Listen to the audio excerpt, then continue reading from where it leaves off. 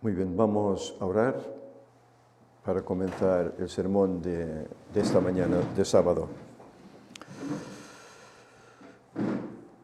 Buen Dios y buen Padre que estás en el santo cielo, te agradecemos, Señor, una vez más, una semana más, un sábado más, que permites que estemos aquí, los hermanos reunidos. También te agradecemos las visitas que tenemos con nosotros hoy. Y te rogamos, Señor, que después de este estudio que hemos tenido de la escuela sabática, y ahora que vamos a emprender este estudio de nuevamente el libro de Daniel, que tú, Señor, nos ayudes para que podamos sacar todo lo que tú quieres mostrarnos en este estudio de este libro, para que todo ello sea para nuestra edificación como cristianos, como creyentes, para que todo ello nos ayude, Señor, a confiar más en ti, tal como hicieron Daniel y sus amigos, y que nos ayude también para saber difundir y compartir con otros que no conocen, que realmente, como hemos cantado, imitemos a Daniel, ya que él fue un hombre justo que hizo tu voluntad, que así podamos serlo nosotros, que mediante tu Santo Espíritu, Señor, nos podamos ir perfeccionando en esa santificación para ese día en el cual tú vengas poder estar en tu presencia. Señor, que tu paz, tu Espíritu quede aquí con nosotros y todo sea para gloria tuya. En nombre de Jesús te lo pedimos. Amén.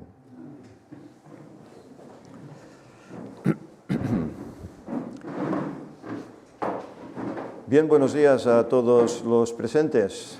También un saludo especial y cordial a todos los amigos y hermanos que están allá en el Internet, siguiéndonos fielmente cada sábado. Vemos que prácticamente cada semana aumenta el número de hermanos que están siguiendo la emisión en directo. Y bueno, para nosotros es un honor, es un privilegio, puesto que en este ministerio pues intentamos proclamar las verdades que son para el tiempo que estamos viviendo, lo que es llamada la verdad presente, ¿verdad? Sabéis que hace poco, creo que hace un par de semanas, tuve el último sermón acerca de Apocalipsis, que estudiamos el capítulo 22. A lo largo de un tiempo, nos llevó bastante tiempo. Bien, y en esta semana pues vamos a comenzar el estudio de otro libro profético que coincide con lo que estamos estudiando en la escuela sabática también, el libro de Daniel. Ya comenté que con Víctor habíamos hablado que, bueno, ya que la escuela sabática presenta el estudio de Daniel, pues no lo presentemos en sermón, por así decir, ¿no? Pero bueno, parece ser que hay más gente que visualiza los sermones y las conferencias que no las escuelas sabáticas. Y me dijo, bueno, pues preséntalo, que tal vez ayudará a mucha más gente que no lo que es en sí la escuela sabática. Aunque bueno, habrá cosas que serán repetitivas, habrá tal vez cosas que serán novedosas, pero bueno, tanto uno como otro nos ayudará a entender mejor este libro de Daniel.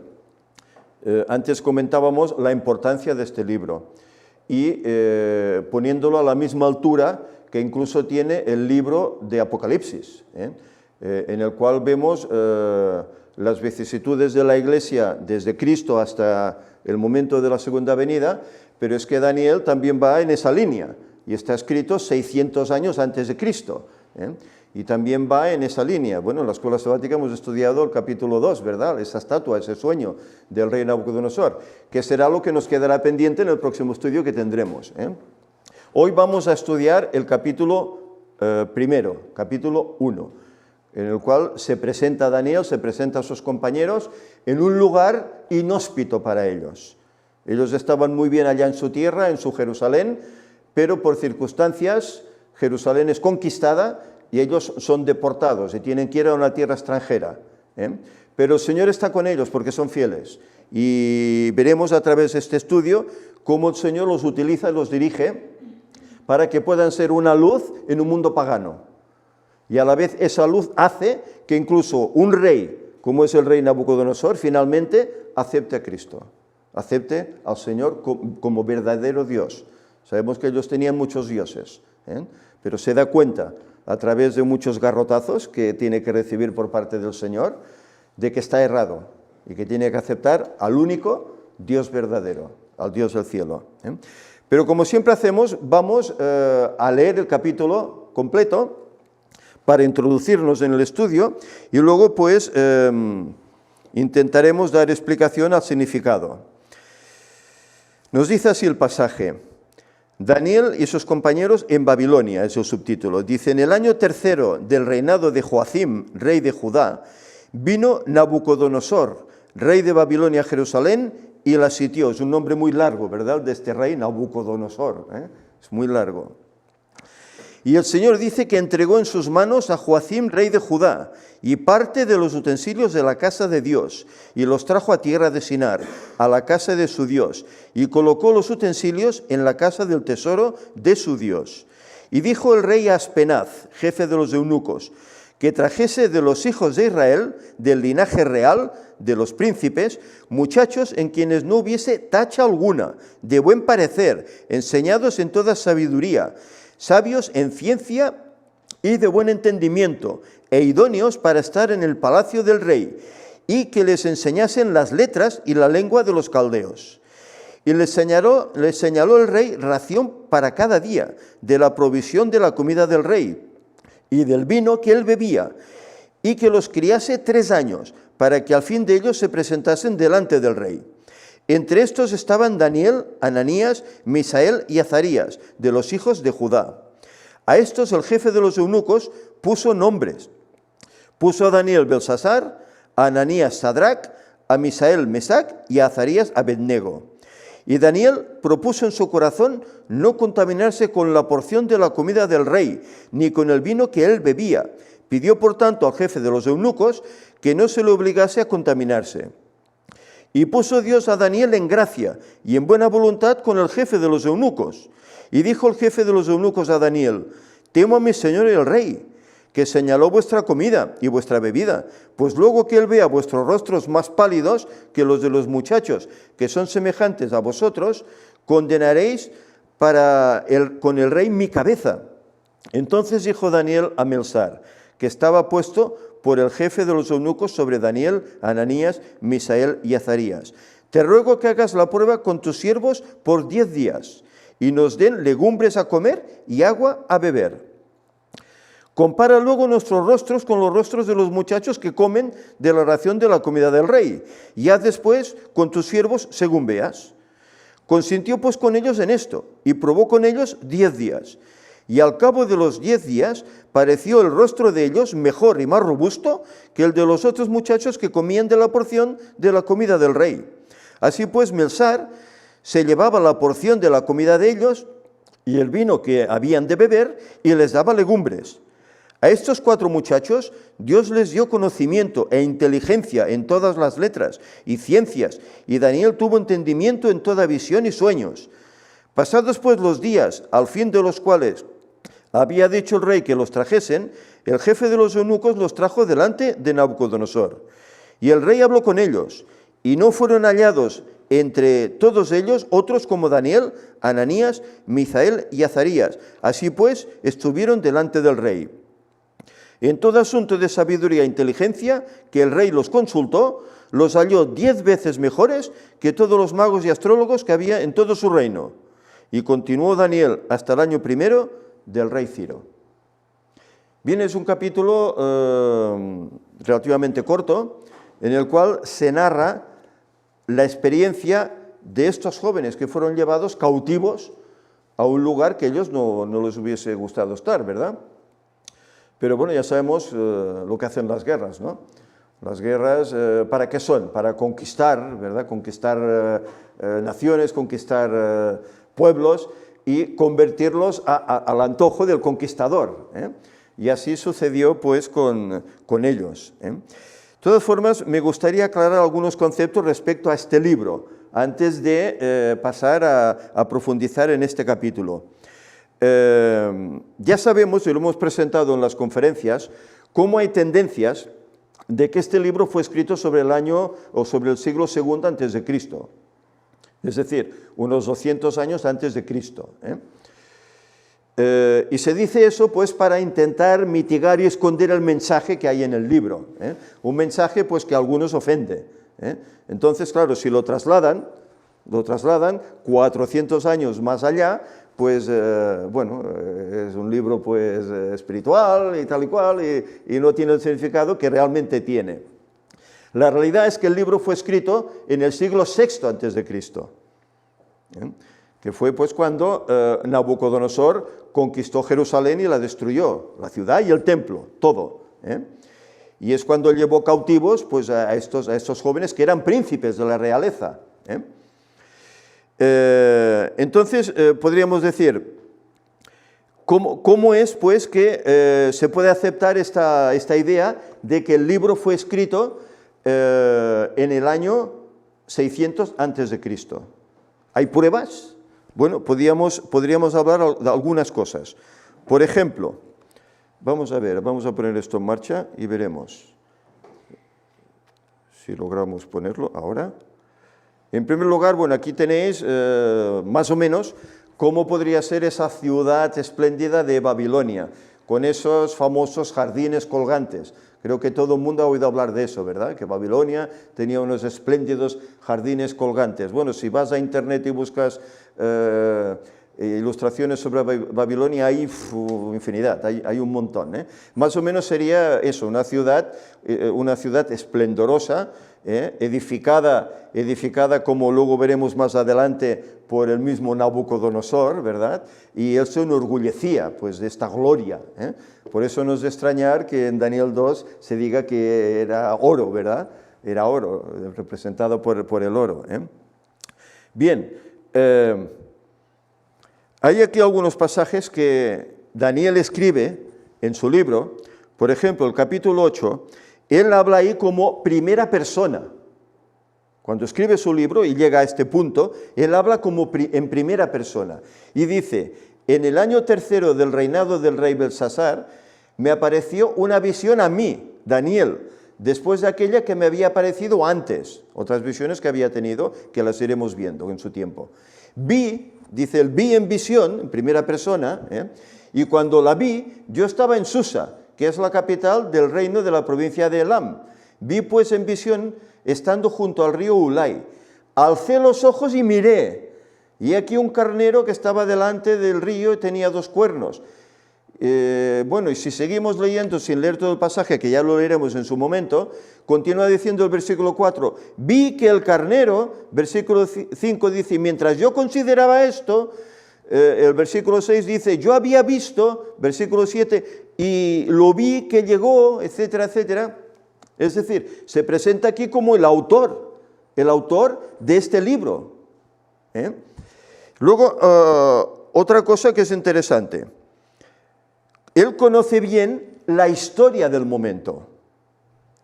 ¿Y sabéis qué pasó? Que después de este imperio, la historia sobre Babilonia prácticamente desapareció. Únicamente quedó el registro en el libro de Daniel. Y quedó el registro en los fósiles que se encontraron.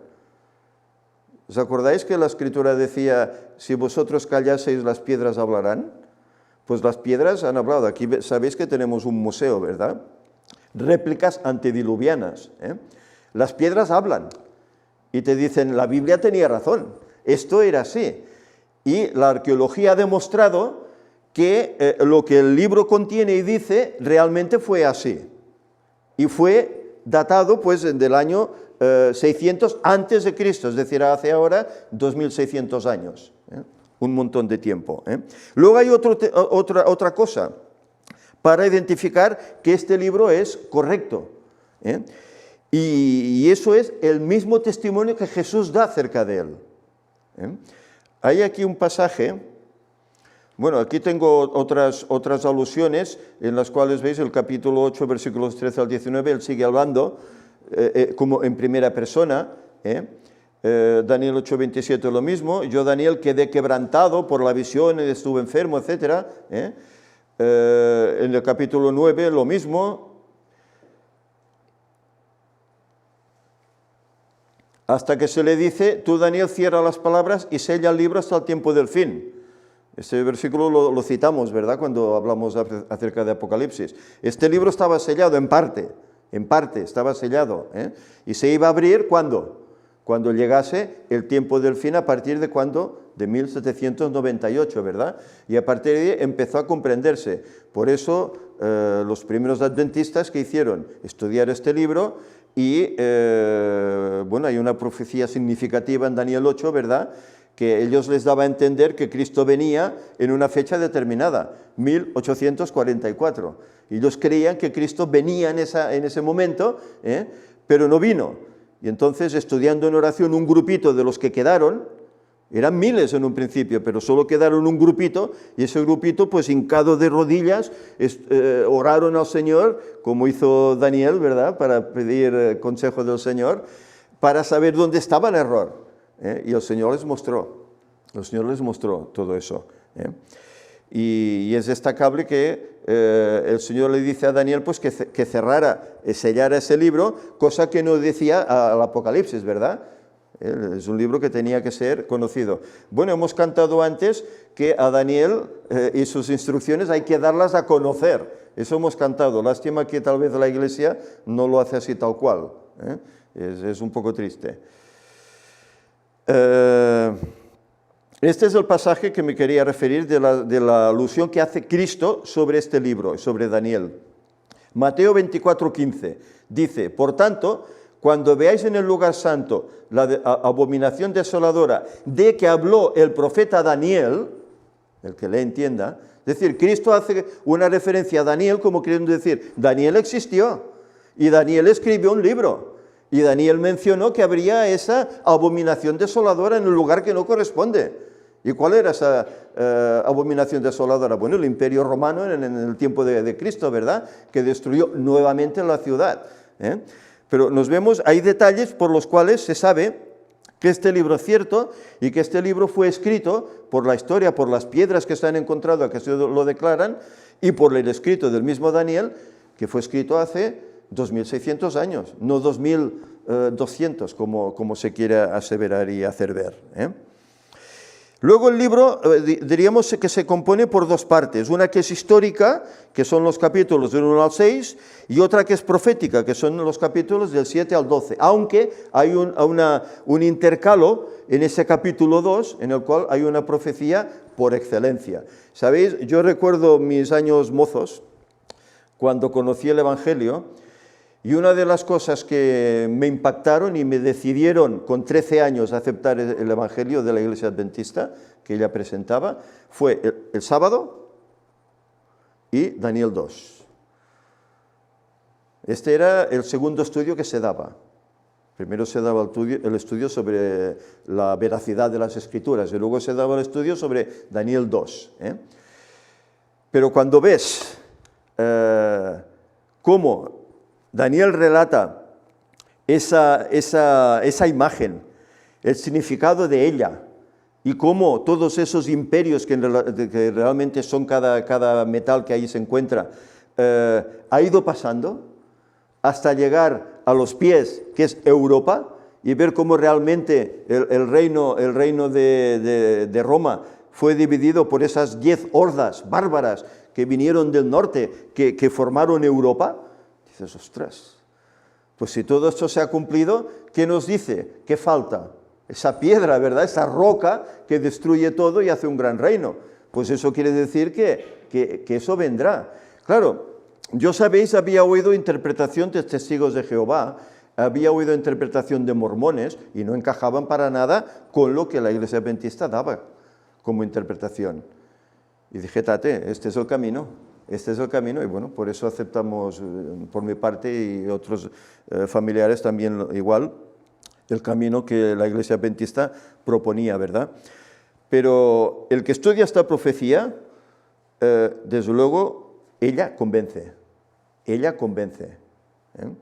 tenemos que pensar que es un relato que Dios inspira a un rey, pero que el rey ha olvidado. Es curiosa, normalmente todos soñamos, y normalmente nos acordamos, si no de todo sueño, de porciones, ¿no? Pero es que el rey olvida todo. Claro, eso quiere decir que el Señor allí hace algo, ¿no?, para que se lo olvide y tenga que contrastar ese sueño pues con una persona que, dirigida por el Señor, se lo va a interpretar. Y el rey queda anonadado, ¿no?, cuando ve esto. Recordemos que es un rey pagano, que tiene sus dioses, para él muy poderosos, pero no podían interpretar el sueño. ¿Por qué? Porque son de piedra. Es así.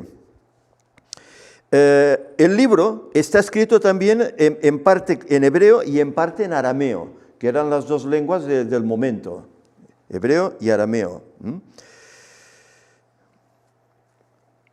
Y bien, una vez presentado pues este hecho, era yo creo importante destacar que el libro tiene la época que tiene los años que tiene, para que no confundamos, sobre todo la Iglesia Católica, que es la que ha cambiado, bueno, ya decía el pasaje del mismo de Daniel, que pensarán cambiar los tiempos y la ley, y cambió hasta los tiempos de este libro, para que no se identificara con lo que luego más adelante veremos a la Iglesia Católica, ¿verdad? Por eso no es de extrañar que cambiaran esa fecha. Vamos a ver, en el año tercero del reinado de Joacim, rey de Judá, vino Nabucodonosor, rey de Babilonia, a Jerusalén y la sitió. Y el Señor entregó en sus manos a Joacim, rey de Judá, y parte de los utensilios de la casa de Dios, y los trajo a tierra de Sinar, a la casa de su Dios, y colocó los utensilios en la casa del tesoro de su Dios. Esto ocurría el año 606-605, cuando esto ocurrió.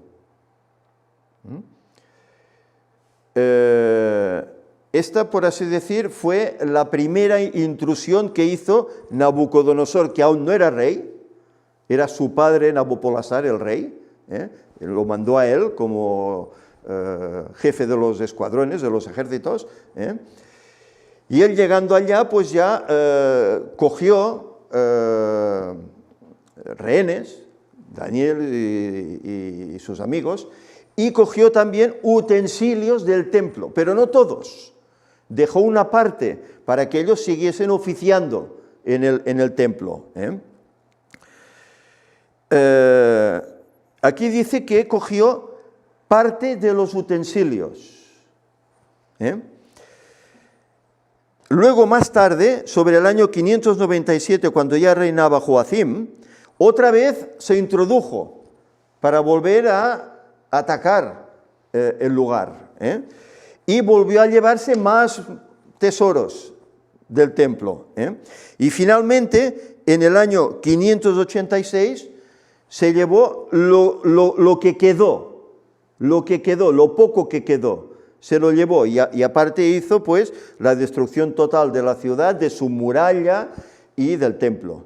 Ese templo que había edificado Salomón, aquel templo tan majestuoso que tardaron 7 años en construir, tantos miles de obreros, ¿verdad? Fue destruido por él.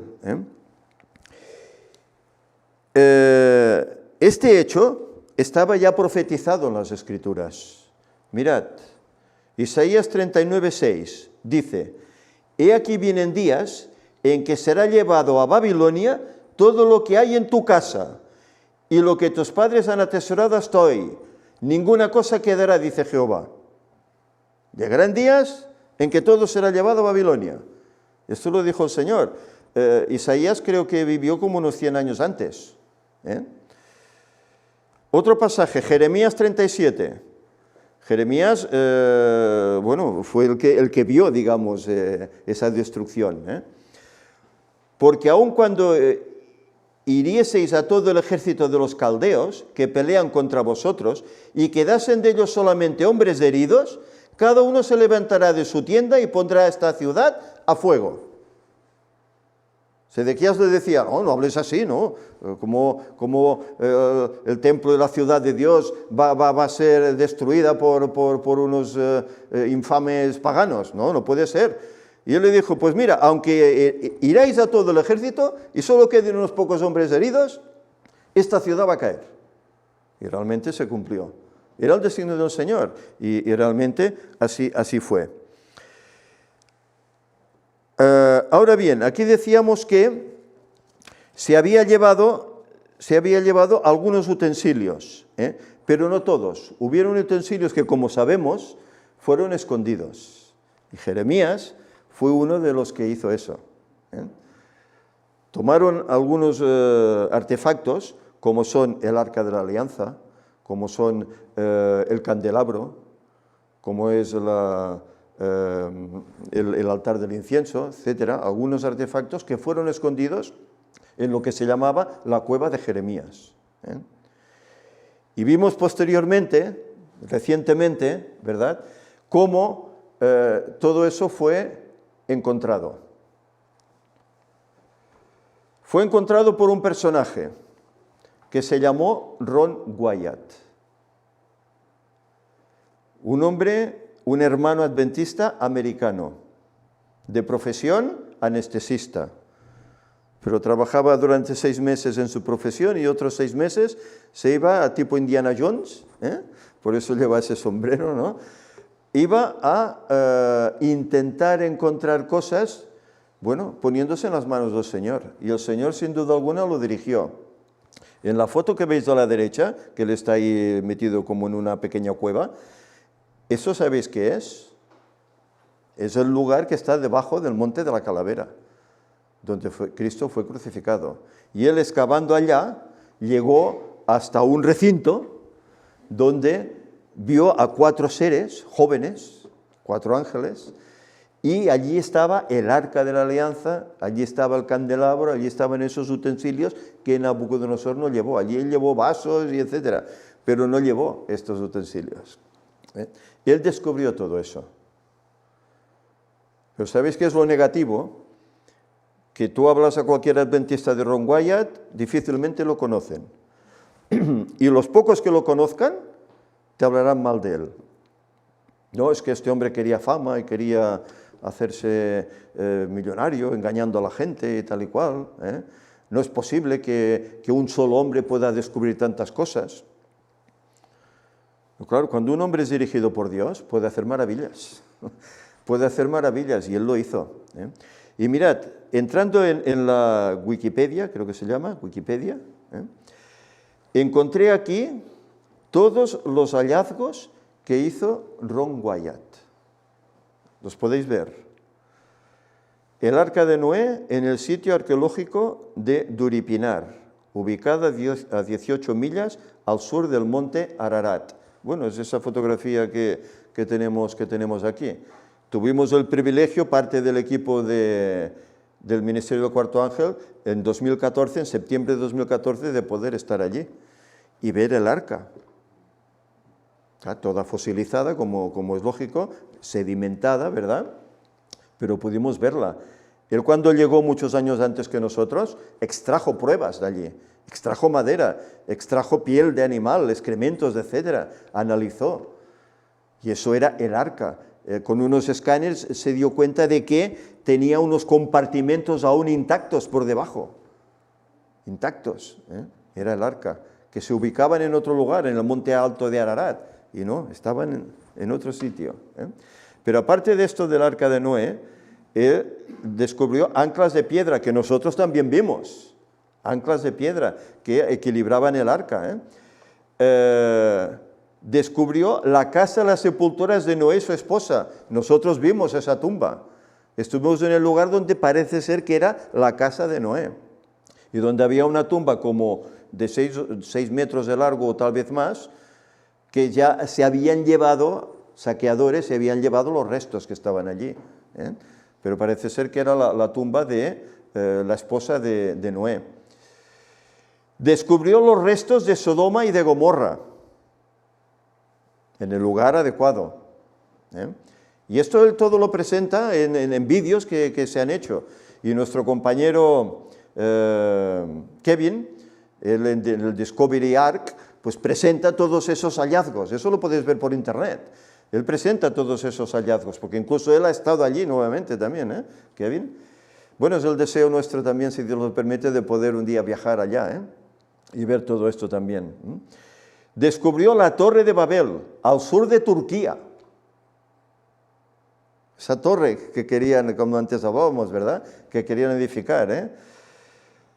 La forma en que los egipcios construyeron las pirámides. Él incluso elaboró un sofisticado elemento con el cual se podían mover piedras y tal, y dijo, así es como ellos podían haber edificado. No hacía falta que vinieran extraterrestres del espacio, que no vendrán, ni han venido. sino que lo hicieron ellos mismos. ¿Qué más? El lugar donde los israelitas cruzaron el Mar Rojo, ubicado en el Golfo de Acaba.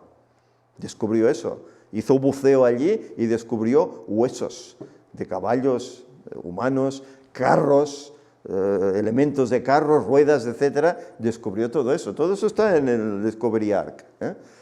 Y lo hemos presentado en las conferencias de los antediluvianos, etcétera. Ahí está todo.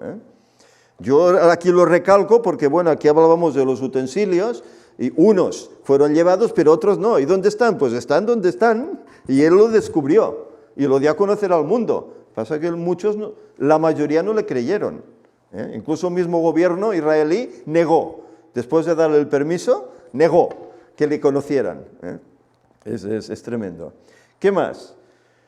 Lo que comentamos, las ruedas de carros y reliquias del ejército de Faraón en ese mar, a 30 metros de profundidad, en ese puente por donde ellos cruzaron, que el Señor dividió el mar. El sitio del monte Sinaí bíblico en Arabia Saudita, él leyó en la Biblia, y el monte se encuentra en Arabia, y lo daban en otro lugar, ¿verdad? Ubicado en otro lugar, y él fue a Arabia, y encontró el monte, y vemos que el monte en su copa está calcinado, quemado por la presencia del fuego de Dios. La roca del monte Oreb, aquella roca que se partió y bebieron, aquella roca que simboliza también a Cristo, ¿verdad? Donde manó agua cuando fue golpeada por Moisés, el lugar del terremoto de Coré, una cámara al final del laberinto de túneles bajo Jerusalén, conteniendo varios objetos del templo de Salomón. Esa cámara, que antes de él veíamos que estaba ahí ubicado haciendo excavación, descubrió esa cámara. El lugar de la crucifixión de Cristo, descubrió eso. Descubrió el arca de la alianza, las piedras con los 10 mandamientos. Descubrió también la sangre de Cristo derramada sobre el propiciatorio del arca de la alianza bajo el lugar de la crucifixión. Los adventistas que creen en él dicen que estos estudios afirman que se cumplió el pasaje de Salmo 85. Podéis leer en vuestras casas el Salmo 85. Pero es interesante cómo este hombre, que la Iglesia no acepta como un verdadero hombre de Dios, que el Señor le inspiró y le guió a descubrir estas cosas, pues bueno, ahí está. Y muchos pues lo aceptan y le siguen. Vamos a ver, ¿qué más tenemos? Y dijo el rey Aspenaz, jefe de los eunucos, versículo 3, que trajese a los hijos de Israel del linaje de los príncipes, muchachos en quienes no hubiese tacha alguna, de buen parecer, enseñados en toda sabiduría, sabios en ciencia y de buen entendimiento, idóneos para estar en el palacio del rey, y que les enseñasen las letras y la lengua de los caldeos. Es extraño, ¿verdad? ¿Por qué tomar esos rehenes, estos presos, ¿verdad? Para trabajar a las órdenes del palacio. ¿Por qué? Bueno, el rey creía que su Dios era el mejor, el auténtico, ¿verdad? Y que su reino, pues era un reino formidable que nunca tendría fin. Y por lo tanto, para hacerlo más grande, pues ¿qué hacía? Buscaba gente sabia, los lugares que conquistaba, les instruía en las letras, en las enseñanzas caldeas, para que apoyasen ese reino. Pero además tenían que ser gente, según dice aquí, de buen parecer. Él no cogía a ciegos, ni cogía a feos, ni cogía a jorobados, no cogía gente guapa, por así decir, gente distinguida. Eran príncipes, pues en teoría un príncipe, bueno, siempre hemos visto, ¿no?, los cuentos de los príncipes, que son apuestos, atléticos, ¿verdad? Bueno, pues quería gente así, de buen parecer, para que cuando él mirase, pues su vista se deleitara y no viera pues a andrajos, por así decir, ¿no? Por eso buscaba gente de buen parecer, y los instruye en estos caminos de Babilonia. porque dice, se les señaló, se les enseñase letras y la lengua de los caldeos. Claro, ellos se podían haber negado, pero no olvidemos, ¿eran qué? Prisioneros de guerra, eran llevados cautivos, tenían que adaptarse. Aquí entramos en lo que antes comentábamos en la escuela sabática, ¿verdad? Decía, bueno, pues no está mal ponerse en política. Mira, Daniel lo hizo, ¿no? Se puso en política, ¿no? Pero Daniel se puso voluntariamente en política, fue llevado en contra de su voluntad a un lugar que él no hubiese ido nunca, porque aquello era pagano, pero ya que está ahí, bueno, se le instruye y él niega a recibir instrucción. ¿Es malo el aprender cosas? ¿Es pecado aprender cosas que no sean de la Biblia? No, ¿verdad? Creo que todos más o menos podemos tener un oficio y todos pues tenemos que aprender cómo elaborar ese oficio, ¿no? ¿Es pecado eso? ¿No? Tenemos que sustentarnos, ¿no? Siempre y cuando las cosas no sean en contra de los designios de Dios y de su ley, pues es lícito, ¿no? Bueno, pues claro, nosotros somos españoles. ¿Es ilícito que aprendamos idiomas? Porque soy español, solo español. No, puedo aprender inglés, ruso, chino, puedo. El Señor me da esta capacidad, ¿verdad? Bueno, por lo menos que la tenga. No todos disfrutamos de eso. Pero estamos abiertos a aprender, ¿verdad? ¿Y qué hace eso? ¿Qué hace el aprender cosas? Pues hace que tal vez tengamos más argumentos para cuando demos testimonio, pues poder convencer más a las personas con las cuales contactamos.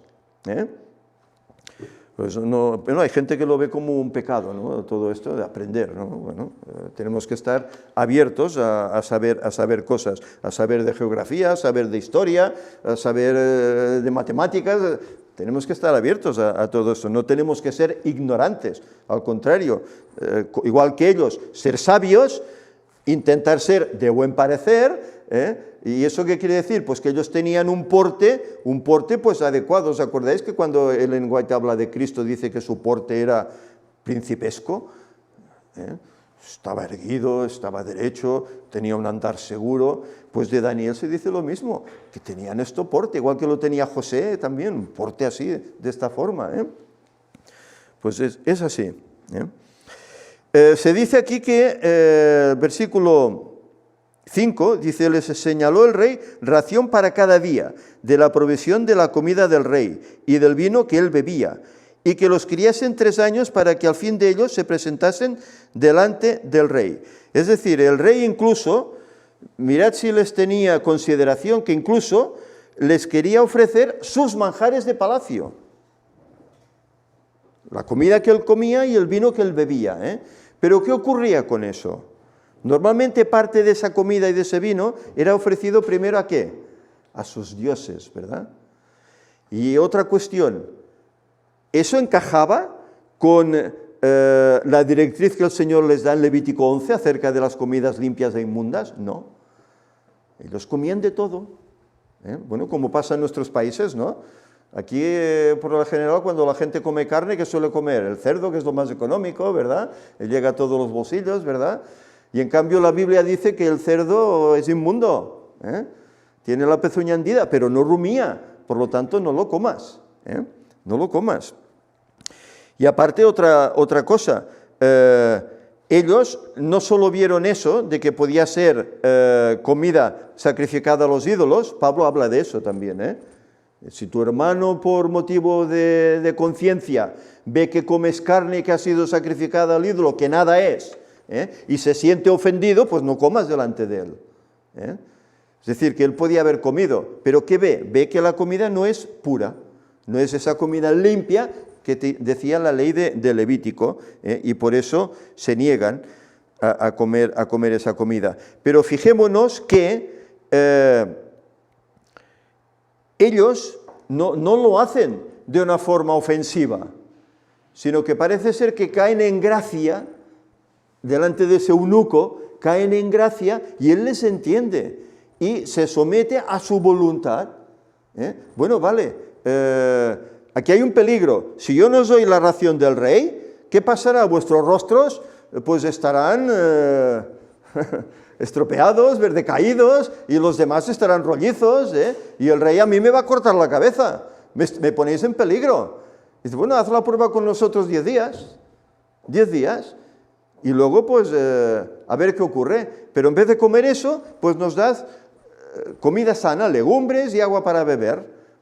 Ya sabemos que esa no era realmente la auténtica comida que ellos tuvieron. Ellos lo que demandaban era un régimen pues vegetariano posiblemente. Verduras, frutas, dátiles. En esas zonas el dátil es muy famoso, y no son como los de por aquí, que son así menuditos. Allí son dátiles hermosos. Pues esa es la comida que ellos pidieron. Y bueno, cuando hacen la prueba, al cabo de esos 10 días, ¿cómo los ven? Sus rostros dice que son mejores. Pero es que atención, ellos antes venían de tomar ese régimen. Antes de ir presos allá a Babilonia, ya venían de tomar ese régimen. Pero aparte de eso, bueno, quieras o no, el viaje creo que eran como 5 meses. El viaje en los medios que ellos tenían, no es como ahora que coges el avión y en un momento estás en un lugar. Antes iban caminos con carretas o andando, como 5 meses. Claro, estarían pues, supongo que cansados y un poco así como demacrados, ¿no? Y bueno, la prueba de 10 días yo la considero escasa. Pero en cambio a ellos se les ve pues perfectamente bien. ¿Por qué? Bueno, el Señor ahí tuvo que hacer algo. Cuando la voluntad humana se coaliga con la voluntad divina, el Señor actúa.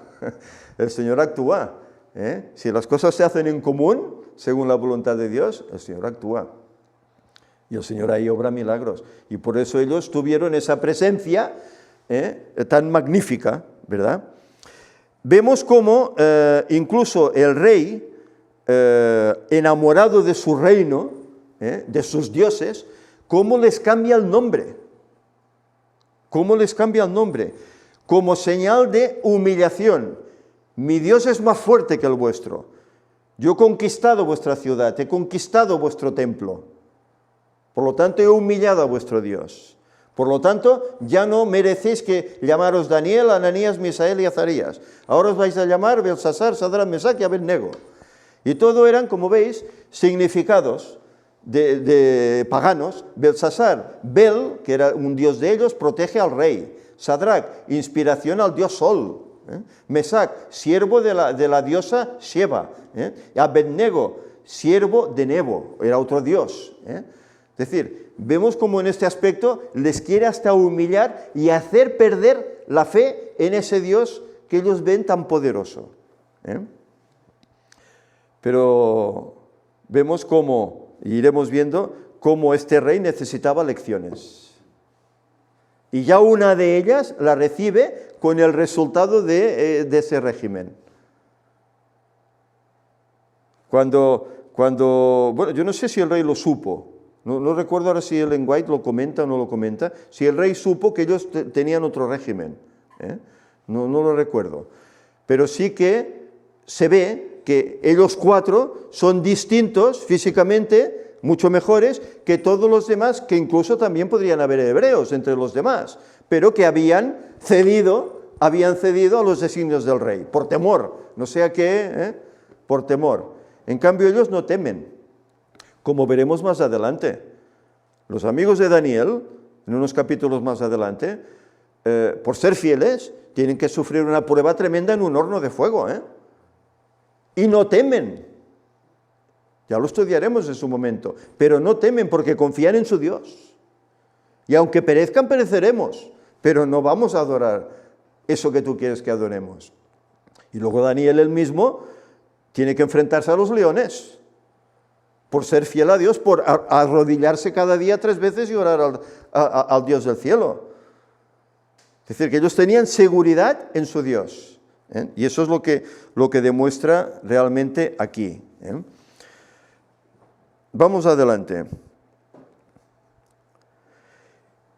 Dice, y puso Dios a Daniel en gracia y en buena voluntad con el jefe de los eunucos. Bueno, supongo que serían pues gente simpática, gente amable, gente que sabían llegar al corazón, sabían comunicar, ¿verdad? Y bueno, el Señor los pone en gracia. con este jefe de los eunucos, ¿verdad? Y les hace pues ese cambio de dieta.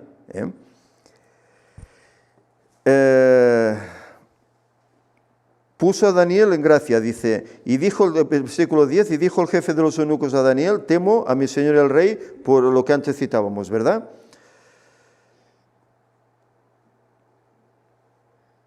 Consintió entonces con ellos, en el versículo 14, consintió pues con ellos en esto y probó con ellos 10 días. Y al cabo de los 10 días pareció el rostro de ellos mejor y más robusto que el de los otros muchachos que comían de la porción de la comida del rey.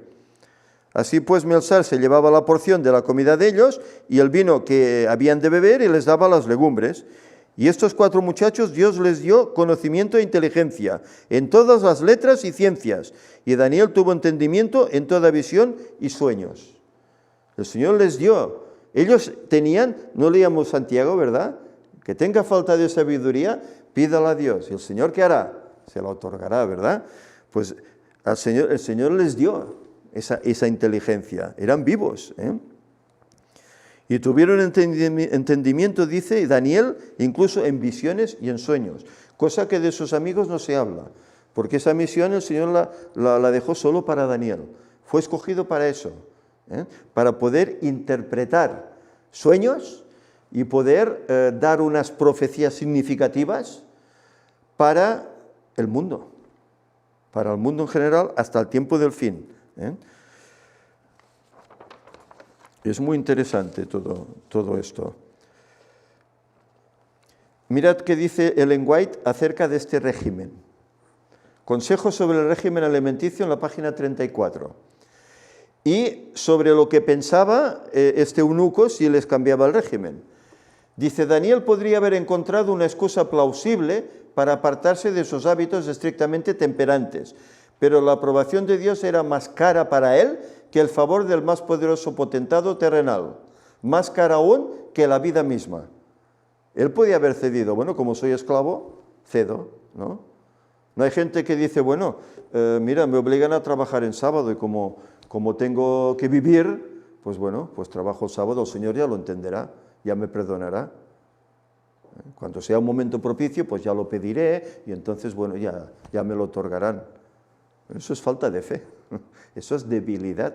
Y aquí dice, Daniel podía haber rebajado esa norma, pero en cambio no lo hace. No, hay que ser fiel al Señor, incluso aunque pierda la vida. Dice más, habiendo obtenido por su conducta cortés el favor de Melsar, el oficial que estaba a cargo de los jóvenes hebreos, Daniel hizo la petición de que se le permitiera no comer de la comida del rey o beber de su vino. Melsar temía que si accedía a este pedido, incurriría en el desagrado del rey y así peligraría su propia vida. Como muchas personas hoy, pensaba que un régimen abstemio haría que estos jóvenes tuvieran una apariencia demacrada y enfermiza y fueran deficientes en fuerza muscular en tanto que la lujosa comida proveniente de la mesa del rey los haría rubicundos, es decir, rubios, ¿no? Y hermosos, y les impartiría una actividad física superior. Claro, si no coméis la comida del rey, pues vais a estar demacrados. Hoy, ¿qué dice el mundo? Hay que comer de todo. Hay que comer marisco, hay que comer jamón, hay que comer de todo para estar sano, estar fuerte. Si no comes eso, bueno, te estás perdiendo una cosa espléndida de la vida y bueno, y no tendrás salud, serás débil. ¿Sabéis? Yo cuando leía que atletas como Moses, que corría 400 metros vallas, o Carl Lewis, que corría los 100 metros y era el hijo del viento, lo llamaban, eran vegetarianos y podían hacer eso, y eran vegetarianos. Y podían hacer eso, los otros no lo eran, y quedaban atrás. El error que cometía este hombre al pensar, es que si no coméis eso, pues vais a quedar ridículos, ¿no? Al lado de los otros, lo contrario. ¿Cuánta gente hay que tiene problemas de salud serios? Problemas serios de salud, y tiene un régimen normal. Y cuando hace este otro régimen a nivel vegetariano, incluso volacto vegetariano, etc., su vida cambia. su físico cambia, su salud mejora. ¿Cuánta gente? Y hay gente que se ha curado hasta de diabetes y de otras cosas, a causa de un régimen adecuado. ¿Cuál fue la comida que el Señor dio a la primera pareja que fue creada?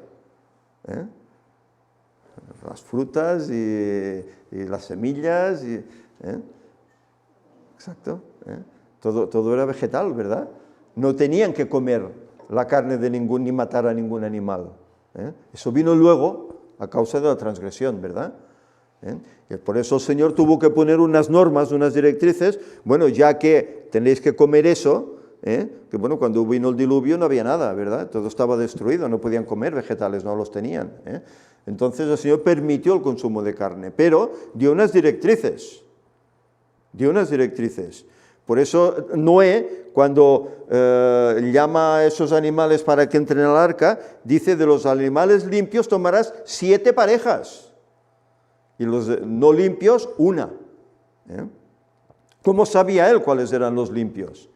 Si eso no se dio hasta Levítico, mucho tiempo después. Bueno, porque el Señor ya les había dado unas directrices una vez entraron en pecado. Por eso sabía los que eran limpios. Pero bueno, comer antes la carne, pues vale, estaba bien, porque bueno, el animal estaba sano, pero es que hoy, ¿cómo está la carne hoy? Cualquiera que vaya a un matadero dejará de comer carne, cualquiera. Que ya la forma en que se trata el animal, el viaje que sufre el animal desde que sale de su corral hasta el matadero, que queda estresado, que las enfermedades que tiene a causa de las inyecciones y las comidas, los piensos artificiales que se les da, etcétera, etcétera. No es de extrañar que haya abundancia de cáncer, no es de extrañar. La carne, Ellen White decía que llevaba cáncer. Incluso estás comiendo carne enferma, cancerígena, que te provocará enfermedad. Por eso no es de extrañar que el Señor diese ese régimen. Y por eso no es de extrañar que Daniel optase por ese régimen, y sus compañeros igual. Ellos tuvieron esa firme resolución y realmente fueron bendecidos.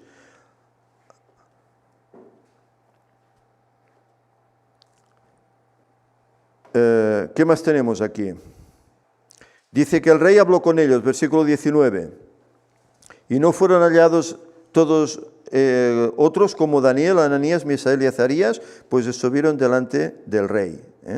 En todo asunto de sabiduría e inteligencia que el rey los consultó, los halló 10 veces mejores que todos los magos y astrólogos que había en todo su reino. Ahora bien, ¿sabéis la enseñanza que se daba allá en Babilonia? Mucho era todo paganismo, todo incluía brujería, incluía cosas así, superstición, etc. Pero a pesar de que ellos estudiaron eso, no se metieron en esos terrenos. Supieron separar las cosas. Estudiaron hasta aquí, pero no fueron más allá. No fueron más allá. Estudiaron lo necesario para saber, pues bueno, la cultura del país, etc. Pero no se introdujeron en esos campos. Al igual que con la comida fueron temperantes en este aspecto, pues lo fueron también en el estudio. Cosa que hoy tal vez es un poco más complicado, ¿no? Puesto que nuestros jóvenes hoy van a las escuelas y ya vemos la educación que para el mundo está muy bien, ¿verdad? Pero bueno, se les dice pues que tienen que aceptar ciertas directrices morales, ¿verdad?, que bueno, están en discordia con la enseñanza bíblica. Y tienes que aceptar el amor libre entre hombre y hombre, entre mujer y mujer, que si tú eres niño pero tienes mente de niña, pues vístete de niña, y si eres niña y tienes mente de niño, pues vístete de niño y actúa como un niño, y bueno, y eso la gente lo tiene que aceptar. Los niños, esto se les están instruyendo. Por eso cuando se dice que en el tiempo del fin mejor no tener hijos, sobre todo los creyentes, los demás que hagan lo que quieran, pero los creyentes, sabiendo que tu hijo va a ir a esta escuela porque no hay una escuela cristiana adecuada, tienen que ir a escuelas estatales donde reciben estas enseñanzas. Luego tú eso en tu casa tienes que contrarrestarlo. ¿Cuál es la labor de los padres? Y los padres a veces están muy ocupados. trabajo, ¿verdad? Y tantas cosas, y a lo mejor dejan el niño a cargo de una niñera, ¿no? Que los cuide, un canguro, como se llama hoy, ¿no? Que los cuide. ¿Qué educación recibe ese niño? Es más poderosa la que recibe allá que la que puede recibir en casa. Por eso es un peligro, hoy por hoy. Y bueno, lo que decimos que es una cosa pues para tener en mente y pensar. Fijémonos, estos jóvenes estuvieron 3 años preparándose para ir a la presencia del rey. Una vez comenté aquí el hecho de que hay un paralelismo en la Biblia, ¿verdad? Como Cristo estuvo ¿cuánto tiempo con sus discípulos preparándolos para el reino? Para la obra, 3 años y 6 meses. Hay un paralelismo ahí, ¿verdad? Hay un paralelismo tremendo. Hemos notado aquí cómo ellos hacen una decisión en cuanto a la comida que van a tomar, ¿no? Aquí hay otro paralelismo con Cristo. Cuando Cristo estuvo en ayunas 40 días, el diablo vino a él y le tentó allá en el desierto. ¿Y qué le dijo? ¿Os acordáis la primera tentación? Di que estas piedras se conviertan ¿en qué? ¿En carne? No, en pan.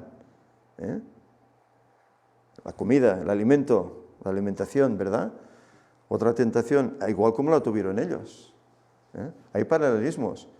Cristo, Dios, está desde Daniel 1 hasta el final. Está ahí.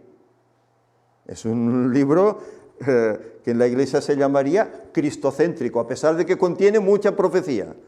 Y la profecía en la Iglesia está ya como ahí en el rincón. Es muy cristocéntrico. Hay muchos paralelismos. Hay en el capítulo 1, en el 2, en el 3, en el 4, en el 5, en el 6. Hay paralelismos con Cristo.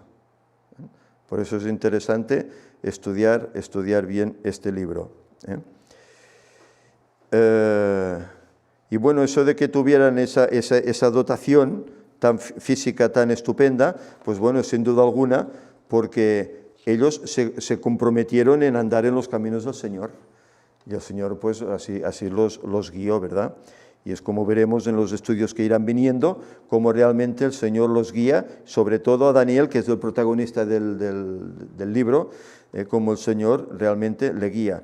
Fijémonos que el libro acaba diciendo, y continuó Daniel hasta el año 1 de Ciro, del rey Ciro, rey ya medo-persa, ¿verdad?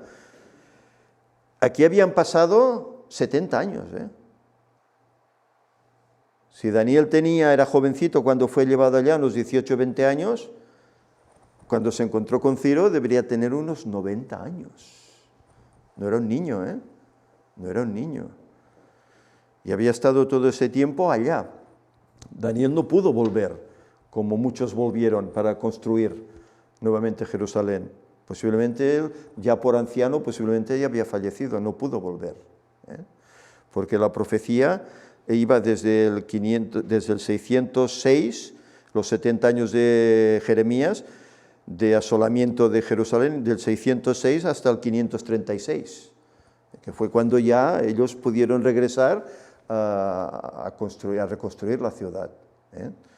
Él era muy anciano, ya no estaba ya preparado o posiblemente a lo mejor habría ya incluso perdido la vida. Pero bien quiera el Señor pues que este libro nos ayude a nosotros también, puesto que estas dificultades que ellos encontraron, bueno, nosotros las podemos encontrar en la vida, las podemos encontrar en el trabajo, las podemos encontrar en tantas situaciones, y más o más en un futuro las encontraremos cuando seamos cautivos de este mundo, ¿no? Que este mundo quiera hacernos ir a su antojo, aceptar sus leyes, etcétera. ¿Qué determinación tomaremos? No, para no tener problemas, como hicieron los demás compañeros de ellos, hebreos, aceptamos las directrices, ¿no? ¿Haremos eso? ¿O nos mantendremos fieles incluso aunque podamos perder la vida? Por eso hay que estudiar estas cosas. Hay quien dice, no, es que estos libros solo son proféticos y no son cristocéntricos y no enseñan nada. ¿No? Enseñan muy mucho, porque las cosas antiguas están escritas para nuestra edificación, para aquellos que han alcanzado los fines de los tiempos, para que aprendamos cómo ellos andaron, si fue mal, no hacerlo, y si fue bien, copiarlo.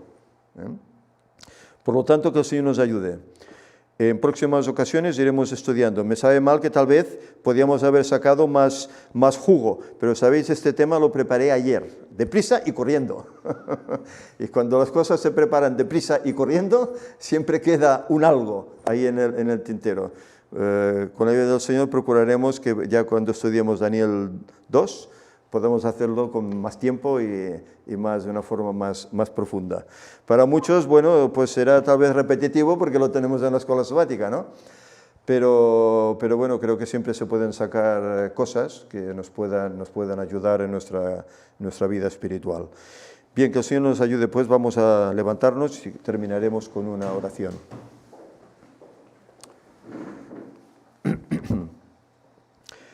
Señor y Padre, te agradecemos, Señor,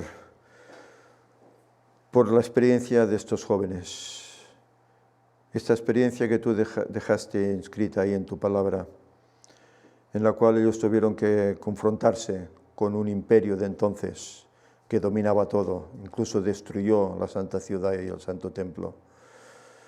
Pero, Señor, tú sabes los designios de este mundo, tú lo controlas todo. Tú sabes cómo tiene que ir todo, pero tú también das esperanza a tus hijos para que a pesar de las atrocidades que puedan vivir en este mundo, que tú estarás con ellos y los apoyarás y los ayudarás. Señor, que confiemos que igual como lo hiciste con ellos, puedes hacerlo con nosotros y que no temamos a las dificultades. No temamos, Señor, a hincarnos de rodillas ante ti, a orar para pedir esa fuerza de lo alto. Señor, danos esa seguridad y que a la vez las gentes vean que somos distintos, que somos tal vez más distinguidos, que tenemos tal vez un conocimiento que ellos no tienen y que ese conocimiento ellos también tienen que adquirirlo. Señor, ayúdanos pues para que demos este mensaje, que este ministerio, Señor, avance, pueda llevar el Evangelio a todo el mundo y así de esta forma muchos puedan aceptarlo antes de que sea demasiado tarde. Señor, que tu paz quede con nosotros, ayúdanos a guardar el sábado, el resto del sábado que queda. Perdónanos si en algo te ofendemos, Señor, y ayúdanos a ser mejores en todos los sentidos. En nombre de Jesús te lo pedimos. Amén.